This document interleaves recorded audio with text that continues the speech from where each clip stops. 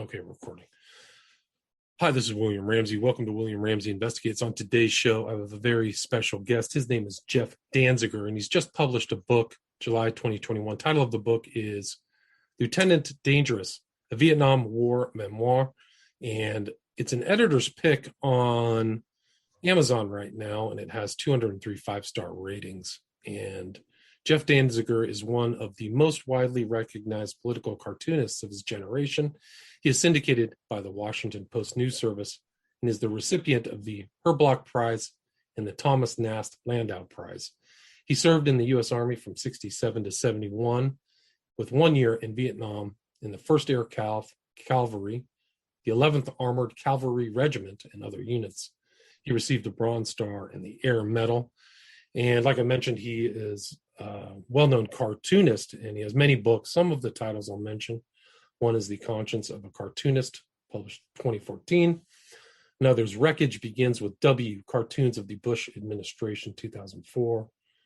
Blood, Debt, and Fears, Cartoons of the last half of the Bush Administration, 2006. So those are a few of his books. And you can find his updated, he actually just published a new cartoon in March 2022. You can see those if you type in his last name, Danziger, which is Danzinger. His website is danzigercartoons.com, so you can check that out. And this is kind of one interview in a series of interviews I've done about Vietnam. You can go back and look at my earlier shows if you're interested. One was a guest whose name was William Taylor, and his book was On Full Automatic, Surviving 13 Months in Vietnam. And another was Carol Hrdlicka, that's Hrdlicka, whose husband was lost as a pilot over Laos. And her book was and is Finding David, an American wife betrayed by her government. Still kind of ongoing. He's been lost for many years, but I'm delighted to have Jeff Danziger on, and he's going to talk about his book, Lieutenant Dangerous. So Jeff, welcome to William Ramsey Investigates. Good to be here. Awesome. So for people who may not have heard your name or may not have seen your cartoons, you've had a very long career. Can you kind of talk about your career? I know you were in Vietnam in the military from 67 to 71. But what kind of led you through your career and then to write and want to write this memoir, Lieutenant Dangerous? Well, I think that the cartooning is that I've always loved to draw, and I've always been interested in politics. The two come together. I admired the famous American political cartoonists, even going back as far as Thomas Nast or beyond that. It is a strange little outpost of journalism because it brings together two things of drawing and politics. And at the same time, at least for the most part in this country, editors expect and readers expect that it will be funny. It's not always funny. And sometimes it can be really effective by not being funny, especially on serious subjects. And you kind of got in trouble too. I saw in your bio, you wrote something about Condoleezza Rice that people were upset about, right? So you definitely had some controversy. Well, you can't please everybody. I had a great admiration for Condoleezza Rice. I thought she was very smart person, and I drew her somewhat like the character from the movie Gone with the Wind.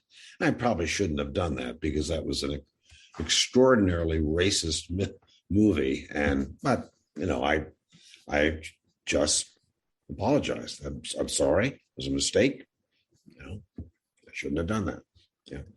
But you've had many, you went through critique the Bush administration, and you've had a long career. I think you've been drawing for 30 years, right? Actually, I think more than that. The first cartoons I did were back in the 70s after I got out of the Army, and I was teaching school in Vermont, and I started to do it for the local paper. The newspapers at that time, if you remember, had switched over from hot metal printing, lead, to offset printing, and they didn't have to pay for engraving. And so people who did drawings or sketches or whatever else they did, simply could do the drawing and paste it up, and it went in the paper. So it started back in Vermont, and you've done that for quite some time, and then something brought you to want to write this memoir. What was that? I had written two other books, and I am, as most Vietnam veterans feel, I think they feel that in the first place, the war is not being taught. It's not being taught to the younger generations. And in the second place, we're getting older. And if we don't tell the story now before we all die off, certainly the United States government is not going to do it. And I was in a meeting or a dinner with some young people who had gone to some of our better colleges, and I realized they didn't know anything about the war. And I don't know whether they cared. They wanted to know about the history of their own country. And so I try not to talk about it, but one young man said to me, well, if you didn't like the Army, why did you join? And I realized he didn't know that I didn't join. I was drafted. And they had no conception of what it was like to be sent a message from your government to the effect, stop what you're doing and show up for a physical. And if you pass the physical, you will be gone 2 years, including 1 year in a war zone. I just thought that was amazing. Now the Army is all volunteer and probably should be, but we'll see. It depends on how many people the Army needs, and the Navy and the Air Force and the Marines, how many they need, because if they put out a call for volunteers, they might get volunteers and they might not. And if they don't get volunteers, then they're going to have a draft. Right. And I mean, I think you said in your book, like, they were mostly concerned about getting drafted, like in the context of like, wow, could that happen to me? It was a much different time back there in the 60s, wasn't it? Right. Yeah. Yeah. Can you talk about those tumultuous decade and how you got into the military? The era was tumultuous because we did not have a good sense of what we were supposed to do, why we were there. We had no concept. And if you want to know a little bit more about it, you read Colin Powell. And Colin Powell, I think, was an admirable soldier and an admirable human being, said that you have to, first of all, have support back in the United States if you're going to go overseas. And second of all, you have to know about how you're going to get out of it. And the third thing was that you had to really go in with a tremendous force to get it done as quickly as possible. And we didn't do either of those. We went in to advise. We thought we were fighting against communism, whereas it really turned out the truth was the Vietnamese, they weren't communists, they were Vietnamese. And they didn't hate us. And they didn't particularly like the French, but they didn't hate us. But their real enemy had been for years was China. And I didn't know that. And I don't think anybody that my fellow soldiers knew that. We were never told that. And you wrote in your intro, you had a lot of respect for the Vietnamese people. You didn't come out into that war with a lesser respect. At least that was my impression. No, they were extraordinarily brave people. They wanted their country back.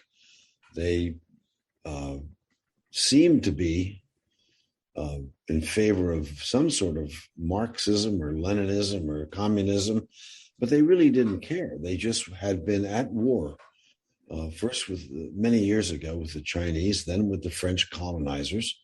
then with the Chinese again, then with us, and then finally after we left with the Russians. So they really didn't know it. It's a terrible thing to think of when you're trying to develop a country and people are constantly moving in and shooting the place up. And you, when you got drafted back in '67, at that time you were concerned. I don't think a lot of people would conceptualize this, but there were certain instances where you didn't want to wear your military outfit. You wanted the benefit of it, but a lot of people had a lot of antipathy towards the military. Isn't that right? I didn't mind wearing the uniform. By that time, I was making, people don't follow this very closely, but if you were drafted, I think we were making barely over $100 a month. And then when I became an officer, I was up to $500 and something a month, and no additional funds were provided for money to call home or if you got sick, you could go to the Army hospital, and if you needed transportation, they would give you a ticket to wherever you were going. But it was a very straitened circumstance. And when I would take the train, you got half price if you went in uniform. But other than that, there was no. And, the people back here had the idea that if you were a soldier, you approved of the war, which of course was 100% wrong, and had no idea how they could actually help you. They didn't. I never had the experience of being spat upon, but it could have been. And when you got drafted, you didn't go straight to Vietnam. Maybe people couldn't conceive of that. You spent time in Texas and some other places getting different types of training, right? The draft was for 2 years, and you had 1 year training here, and then you wound up in an infantry company over there. And I somehow had the idea that I was not an infantry. I didn't want to go in the infantry. You could sign up for schools, but you had to promise them extra time. And I went for a language school, which was Vietnamese. And so I became an intelligence officer and a translator in the Vietnamese language. But there were so many mistakes. I mean, the Army or the government and the Army, our language training, which originally was supposed to be so that we could hear the enemy talking to each other. At that time, the enemy was the South Vietnamese, not the South Vietnamese, the Viet Cong. But by the time we got through with the course, which was a year long, and it was in El Paso, Texas, it was the North Vietnamese.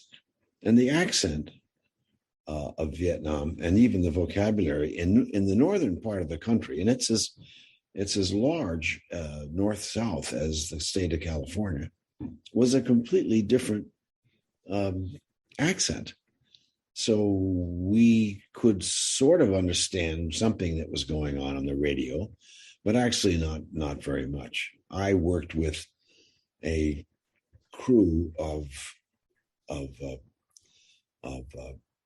Vietnamese who spoke English, and I would try to check on what they were saying. But if they didn't know if they didn't want you to know what they were saying, there was a great deal of slang and special words, and there was no way that you could decipher it.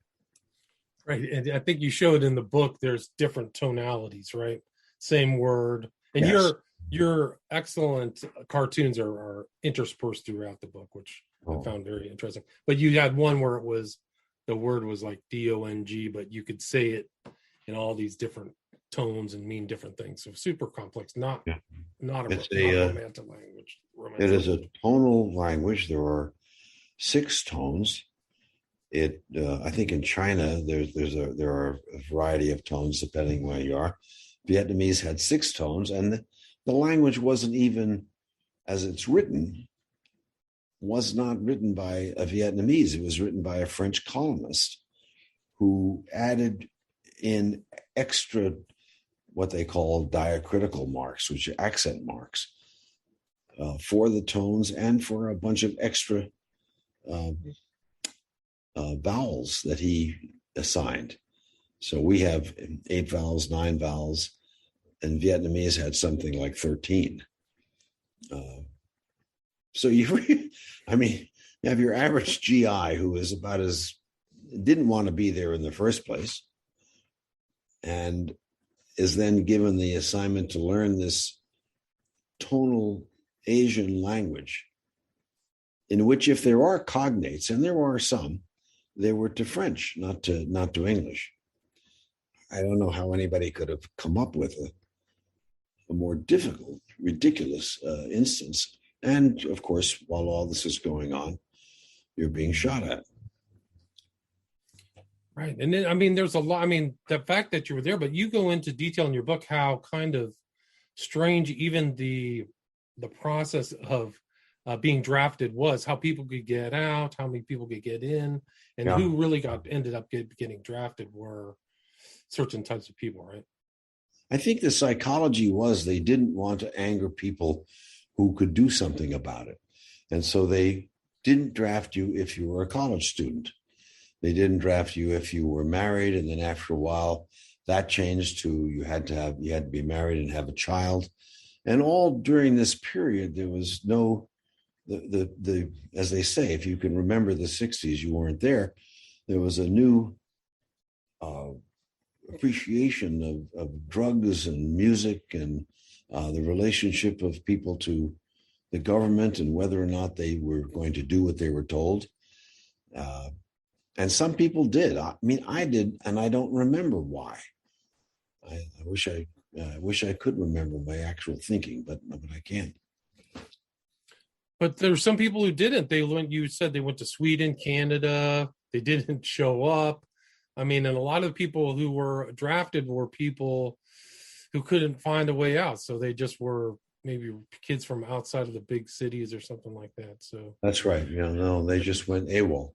At one point, as this is what I heard, the largest training fort is Fort Dix, New Jersey, for draftees. And at any given time, there were 5,000 men AWOL from Fort Dix. And you can figure that when that happens, there's no way to get these people back. And as you also may be aware, after the war was over, Gerald Ford just issued a blanket forgiveness for anybody who had gone AWOL and skipped the draft. So there wasn't even any punishment about it, because they finally realized what a desperately silly mistake the war had been. And it's really incredible. And you spent time in the military for a while before you got your notice that you were going to Vietnam, right? That's right. I was a year in Fort Bliss as an enlisted man at this rather ill-considered language school that we had at Fort Bliss, which is near El Paso, Texas. And then I got a field commission, or a direct commission, and I had to spend a year in training for that, so that by the time I actually was sent over to Vietnam, I only had about a year of service left. Right. And you go into how the military, there's a lot of curious ways people survive in the military, how you survive, but I think you became something that you didn't expect to be, right? Like you got assigned to the ordnance, right? At least one, but I was given what they call a direct commission, which is, I had already been to college. So usually you have to go through officer candidate school, which is pretty strenuous training. But because I had the language, and because I already been to college, and because I don't know, I looked good in the uniform, I can't imagine why else, they decided. And the other thing was that they were desperate for officers, people who, the oddest thing that was happening was that when younger officers are in the service, they are supposed to be bucking for a promotion, lieutenants to be captains, captains to be majors, and so on. And the war was so unpopular and so poorly run, and frankly so dangerous, that people weren't pushing to get promotion. And that's not supposed to happen. People are supposed to want to get promoted and do a good job and know the regulations and the structure, but they weren't. And so you kind of filled that gap, right? I was by the time I got to Vietnam, the decision on my part was to get back, in one piece. And there was a lot of just kind of, I think you see it in a lot of these films, like the backdrop of the war was really, for the people like you who were involved, it was like a feeling of like craziness and things don't make sense and pieces don't fit together. Can you kind of talk about that environment that you were in? I have not been to all of the Hollywood Vietnam movies. And I think many of them get it completely wrong. And they also did a disservice to vets who were coming back. It was hard to get a job if you were a vet. People thought that you were crazy or a baby killer because they had seen the movie The Deer Hunter. And The Deer Hunter, the Vietnamese are all bloodthirsty and they want to play Russian roulette with the POWs. I don't think that happened. And the other thing was that they were all so strung, that the GIs anyway were so strung out on drugs that they really couldn't be trusted in a job when they came back. And that wasn't true either. Most of the GIs, certainly the infantry that I knew, were extremely careful, and they didn't want to be in a position where any of their awareness of what was going on around them was compromised. They wanted to make sure that they were looking out for themselves, for their own safety. And can you kind of talk about some of the stories that you found very, you include a lot of your first person accounts in the book. Can you kind of talk about what it was like to be in Vietnam during that part, the time you were there? Well, there were these silly regulations that were really insane. For example, you had to shave every day. Well, here we were in the middle of essentially a jungle, and or very rural areas, and you were required to shave. Now, I ask you, what the hell difference does it make whether you shave? But that was the rule, and you had to do it. You had to take care of yourself physically. We were supposed to be there with a mission to advise and to arm, and then to advise the South Vietnamese government on how to fight and how to use. Well, for example, they didn't know very much about artillery, and they didn't know very much about how to fly helicopters. And we were supposed to advise them on how to do all those things. But in some cases, they did understand. And in other cases, they would listen, and they knew that because we were there temporarily and we were not going to stay there, there really wasn't much reason for them to hang in there.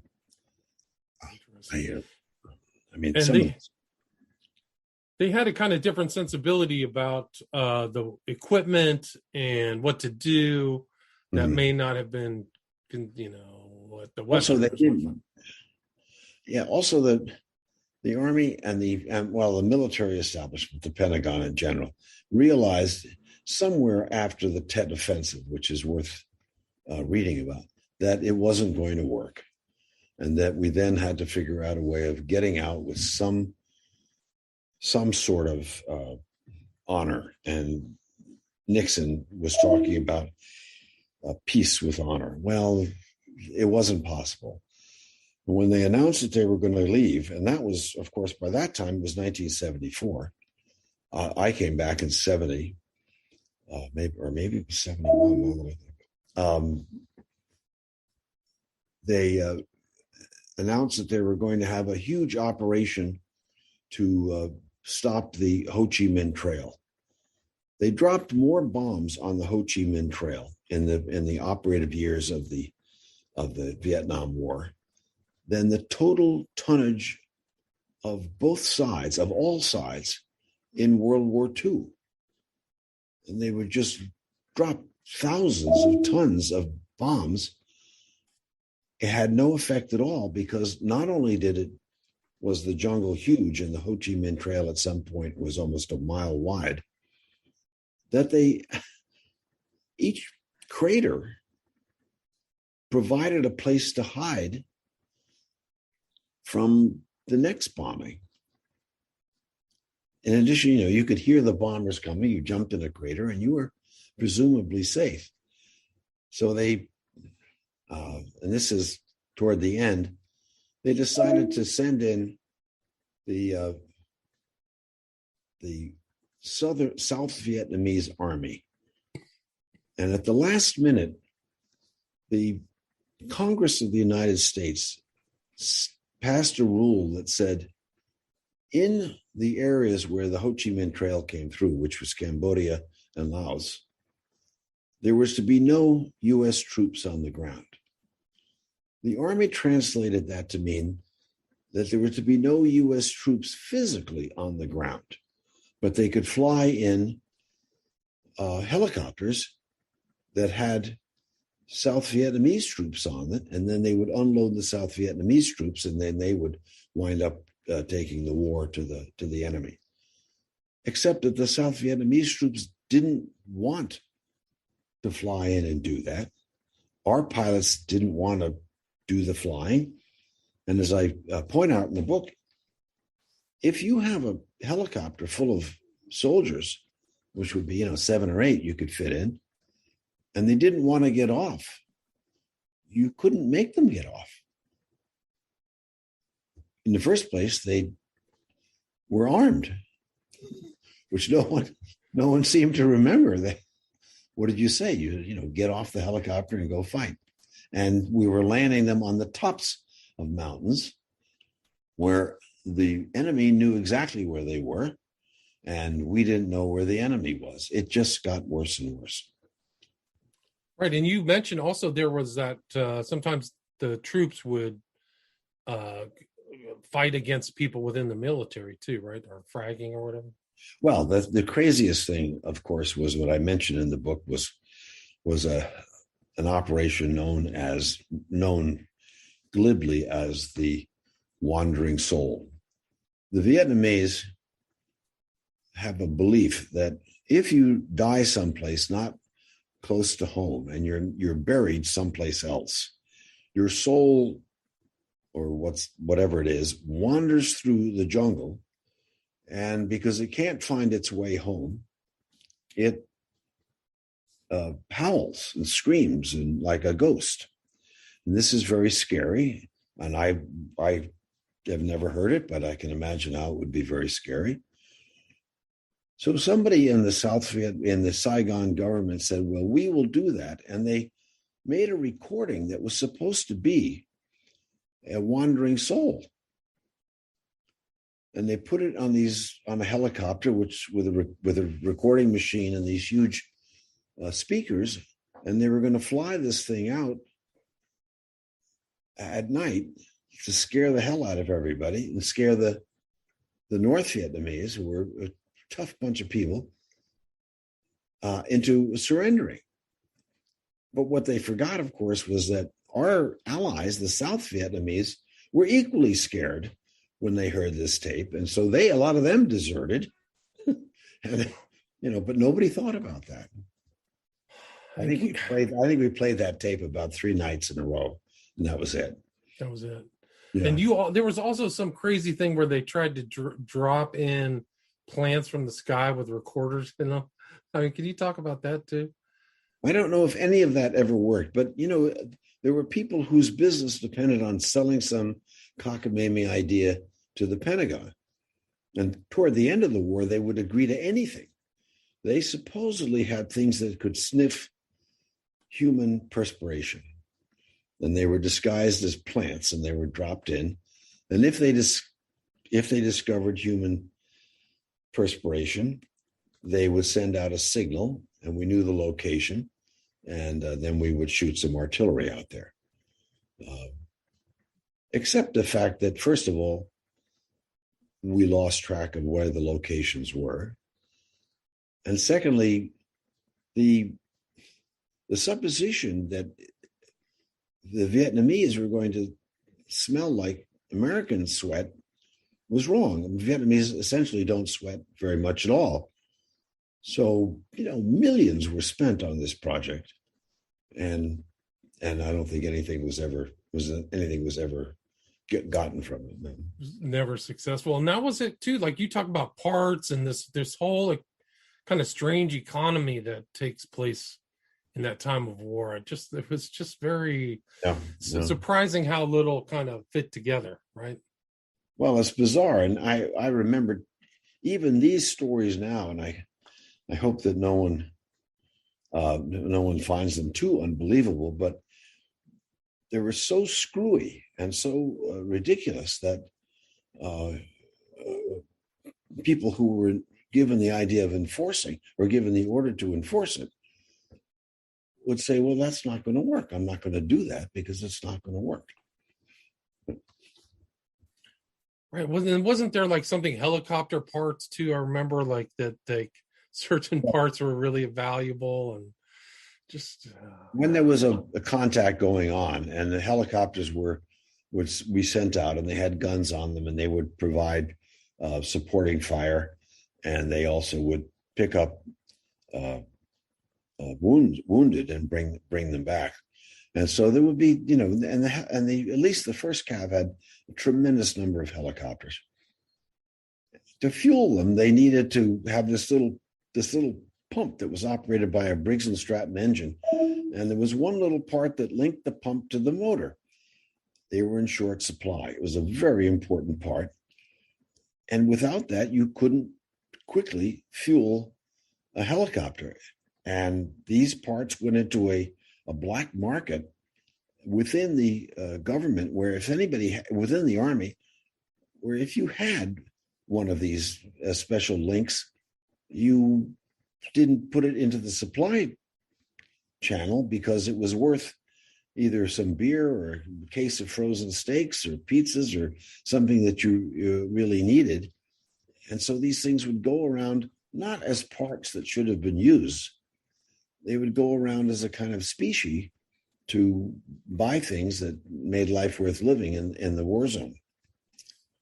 Now, I hope that's clear. I don't know. I think so. I mean, it just was like a kind of a strange economy there, the way people kind of dealt with the stuff that was dropped off, and wasn't. And I think you said like people were just really atomized. They were just trying to get through it themselves. So it wasn't like a team spirit, like thought maybe. Yeah, and everything ran on paper. There was no computer. There were no telephones back to the States. You could get a phone link through the ham radio operators, which was pretty good. I went the entire year I was there. I never got to call back, and they had R&Rs in Hawaii and Kuala Lumpur and Tokyo and so on. Just to whine a little bit about my own terrible problems. I never got an R&R. God damn it! And And what was it like once you realized that you were all getting close to the time that your service in Vietnam was over? Yes, that's right. What they called getting short. And if you were short, you pretty much decided, well, I don't want to be. Not only do I not want to be, as in Senator Kerry's words, the last man to die in Vietnam for a stupid war, and people would just stop doing whatever they were doing. And it wasn't just the infantry soldiers who took this attitude. It was everybody. They flatly would refuse to do things. and there wasn't anything you could do. You couldn't line them up and point a gun at them and say, go do it. My father used to say that soldiers, he was in the South Pacific during the war, and he said that, soldiers aren't paid to think, but they do it anyway. And they knew that the whole thing was not working out.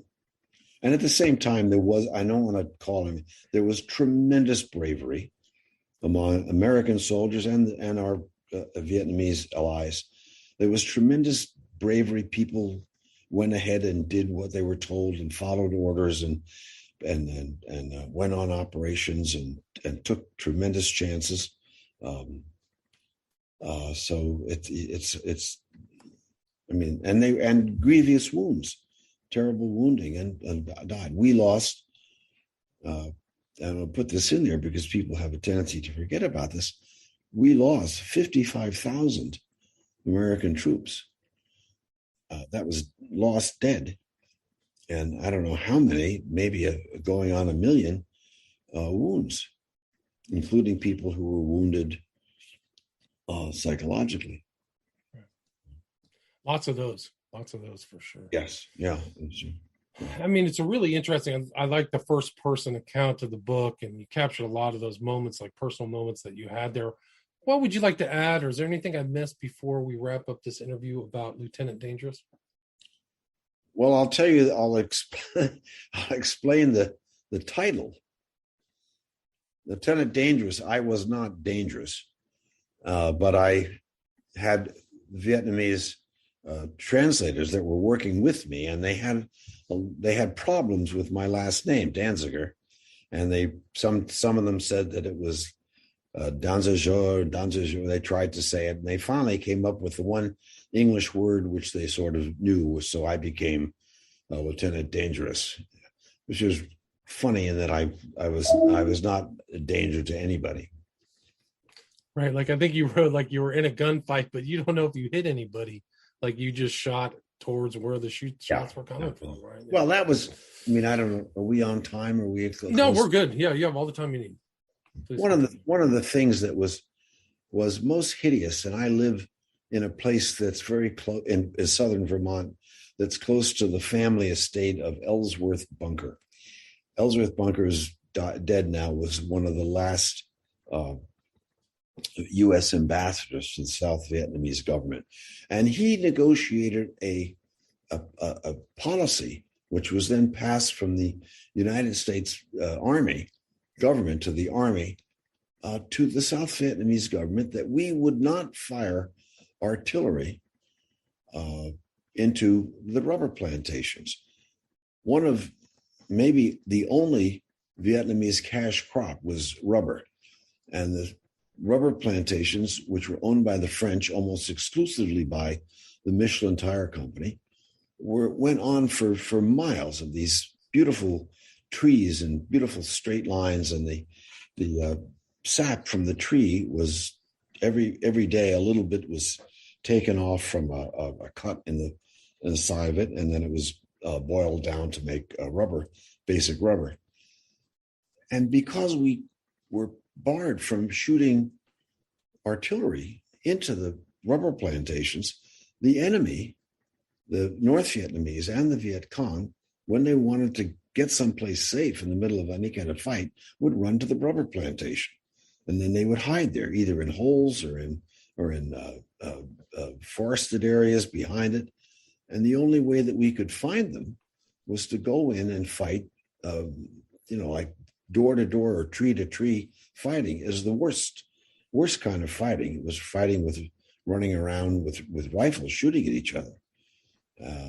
It was a self-destructive policy, which Bunker, and I think very low of Ellsworth Bunker, even though his land in South Vietnam now, in southern Vermont now abuts mine, he shouldn't have done it. He didn't give a goddamn about the danger to the average GI, his own people, and he should not have done that. My favorite person in your book is Creighton Abrams, who said we should just declare victory and leave. Like that Oh, was I'm kind sorry. of I don't want to. It was that's close, but it was George Aiken. George Aiken. Okay, I got the wrong person. Yeah, I'm George sorry. Aiken was, Oh, and he was a senator from Vermont. And when I first got over there, I realized they were assigning me to an ordnance company, which I didn't know anything about. And I wrote Senator Aiken a letter, and I said, "This is wrong," and he wrote back, and he said, but that was his way of getting out of it, was that we would declare victory and leave. I know. It's too bad somebody didn't It just might have have worked. Yeah. Right. yeah, have the kind of gumption to really just do that. Just say, "Oh, Yeah. we won, we're done," Yeah. and get Yeah. out. But Yeah. it's unfortunate. Great book, great discussion. Thanks so much. Where's the best place for people to get Lieutenant Dangerous? You can get it through Amazon. The publisher is Steerforth Press, and any of the other book sources, you will find it. And it's Let's see if I can get this off. working out. Yeah. Yeah, so it's Steerforth, and then your website is danzigercartoons.com, correct? Right. Yeah. Mm-hmm. So people can see your cartoons and your work on that, and also reach out to you through that, or do you have other social media you use? No, I don't. I don't have any others. I have an email. Email. Well, I can put that if you want to share that. But you definitely, if you have that website and people can contact you through that website, that might just be Very the good. best place. Yeah. Yeah. And again, the author's name is Jeff Danziger, and the title of the book is Lieutenant Dangerous, the Vietnam War Memoir, published July 2021, sorry. And it is an editor's pick on Amazon, so congratulations to you for that. So Jeff Danziger, thanks so much. Thank you. Stay there.